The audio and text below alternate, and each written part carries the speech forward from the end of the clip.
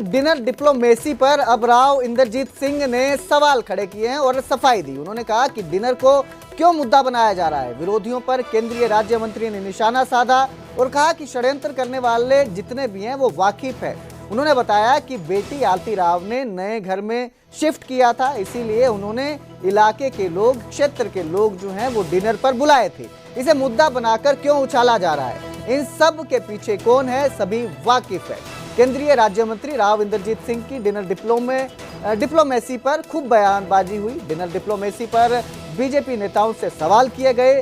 साफ साफ कहा गया कि अगर कोई किसी को डिनर पर बुलाता है तो इससे किसी को क्या दिक्कत हो सकती है और इससे सियासत नहीं होनी चाहिए। इसको सियासत के साथ जोड़कर नहीं देखा जाना चाहिए।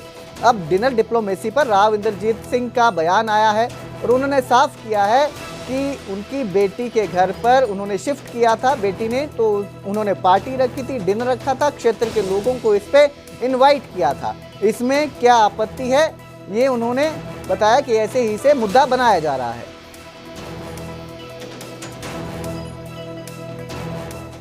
दिल्ली का ये असर हरियाणा के अंदर नहीं पहुंच रहा, ये मैं समझ नहीं रहा।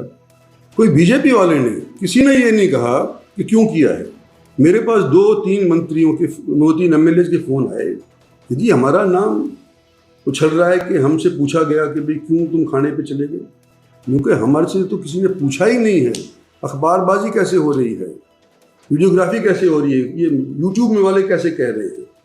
और ये कंबल सखी जैसे प्रोग्राम अगर भारतीय जनता पार्टी के आदेश अनुसार होते हैं तो मेरी बेटी का घर पहली बार जब अगर हरियाणा के कैपिटल के अंदर बनता है और होम, वो कहते हैं ना हाउस वार्मिंग, कभी सुना अंग्रेजी बोलते हैं हाउस वार्मिंग, नया नया कोई जाता है तो लोग बुलाता नहीं है लोगों को, वो बुलाता है तो पहले अपनों को ही बुलाएगा ना।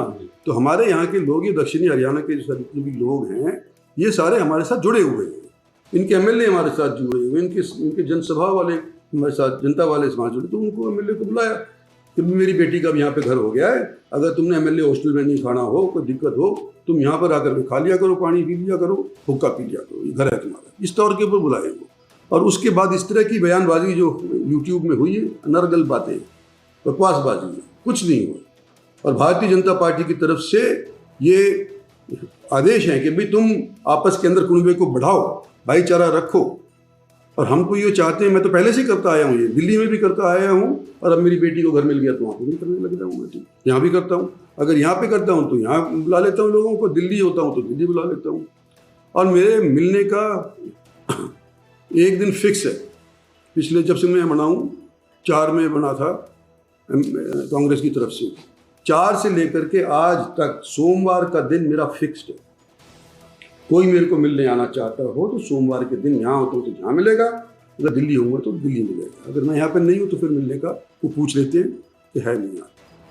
अगर 4 आदमी बैठकर खाना खा लेते हैं तो उसका कोई मतलब नहीं निकालना चाहिए। उन्होंने बैठ के अपना खाना खाया, अगर वो मुझे भी बुलाते तो मैं भी चला जाता। इसमें क्या बात है? एक क्षेत्र विशेष के लोगों को नहीं तो अपने क्षेत्र के लोगों के साथ बैठकर कोई भोजन करना कहीं मनाही नहीं है, उसका कोई राजनीतिक अर्थ नहीं निकालना चाहिए किसी भी प्रकार से। कांग्रेस के एमएलए भी उसमें शामिल थे। हाँ, तो अब कोई भोजन होता है, कोई फंक्शन होता है तो दूसरे लोग भी आ ही जाते हैं। अब नहीं, मुझे नहीं आया था। नहीं, ये एक ही क्षेत्र के तो sir with in the party, क्योंकि ये पहली दफा नहीं है, इस तरह की हरकतें और पार्टीज में भी होती रहती हैं, बीजेपी में नहीं। पहली बात तो इसको हरकत कहना गलत शब्द है। मेरी जानकारी भाई साहब बिल्कुल भी नहीं है। और फिर यार ये तो हमारे तो आपस में, हम तो जब सेशन चलता है तब भी पार्टी देते हैं, सारे दल के लोग आते हैं और 90 के 90 विधायक भी आ जाते हैं, कभी 50 आते, कभी 70 आ जाते हैं।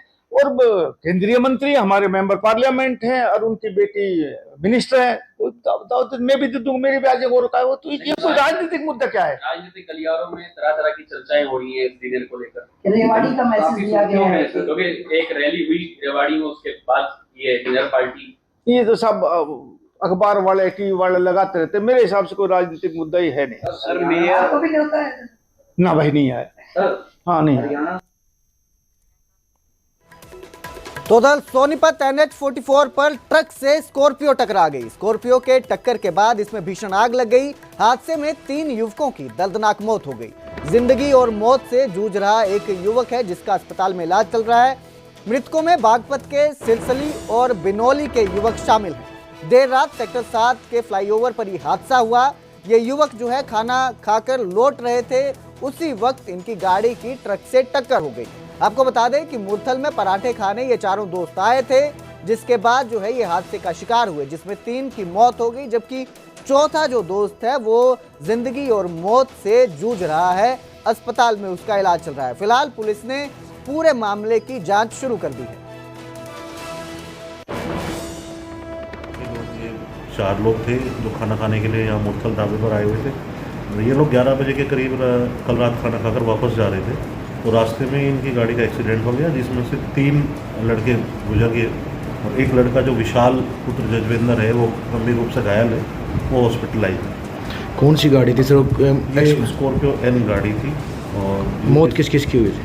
ये प्रिंस पुत्र रविंदर निवासी बिनौली जनपद बागपत और आदित्य पुत्र जितेंद्र निवासी बिनौली, और तीसरा लड़का है सचिन पुत्र लोकेंद्र, ये निवासी सिरसली जिला बागपत। क्या करते थे सर? ये बच्चे अपनी अपनी दुकानें चलाते थे, एक बच्चा पढ़ रहा था। तो वहीं हांसी में पुलिस की PCR गाड़ी हादसे का शिकार हो गई। हिसार दिल्ली हाईवे पर PCR और ट्रक की टक्कर हुई। गड़ी बस स्टैंड के पास यह हादसा हुआ है। आपको बता दें कि इस हादसे में 3 पुलिसकर्मी घायल हुए हैं। मंत्री रणबीर गंगवा का काफिला छोड़कर यह PCR लौट रही थी। 3 पुलिसकर्मी घायल।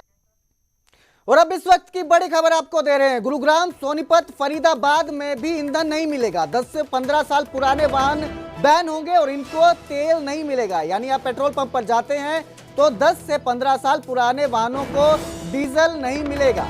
ये बड़ी खबर आपको दे रहे हैं इस वक्त की। 15 साल से पुराने पेट्रोल वाहनों को भी डीजल नहीं मिलेगा, पेट्रोल नहीं मिलेगा। पुरानी गाड़ियां सड़क पर दिखी तो कार्रवाई की जाएगी। RTO विभाग ने लगभग 5 लाख वाहनों को चिन्हित किया है। 1 नवंबर से आदेश लागू होगा। तो आपको बता दें बड़ी खबर इस वक्त की जो आ रही है, अब दिल्ली के बाद हरियाणा में भी पुराने वाहन बैन हो जाएंगे। यानी कि अब जो है इन्हें तेल नहीं दिया जाएगा। पेट्रोल पंप पर अगर आप अपने पुराने वाहन लेकर जाते हैं तो 10 साल पुरानी डीजल गाड़ी और 15 साल पुरानी पेट्रोल गाड़ी को तेल नहीं मिलेगा, पेट्रोल नहीं दिया जाएगा, डीजल नहीं दिया जाएगा। RTO विभाग ने लगभग 5 लाख वाहनों को चिन्हित किया है। 1 नवंबर से यह आदेश लागू होगा। Commission for air quality new Delhi की तरफ से यह आदेश जारी किया गया है। इस खबर पर ज्यादा जानकारी के लिए मेरे सहयोगी अनिल राठी मेरे साथ जुड़े हैं। अनिल, ये जो खबर आ रही है दिल्ली के बाद अब हरियाणा में भी जो पेट्रोल और डीजल वाहन है, पुराने वाहन है 10 से 15 साल, इनको तेल नहीं मिलेगा। इस मामले में क्या अपडेट और क्या असर इसका देखने को मिल सकता है? बिल्कुल, देखिए कुलदीप, बता दें कि पूरे दिल्ली के बाद दिल्ली में जो है वो 1 जुलाई से ये रूल जो है वो लागू हो चुका है। पूरे तरीके से 10 साल और 15 साल पुराने वाहन जो है पूरे तरीके से बंद हैं। लेकिन 1 नवंबर से दिल्ली NCR के लगते हुए सोनीपत की बात करी जाए, चाहे गुरुग्राम की बात करी जाए, चाहे फरीदाबाद की बात करी जाए, तीनों जिलों में जो है वो पूरे तरीके से वाहनों पर जो है वो रोक लगने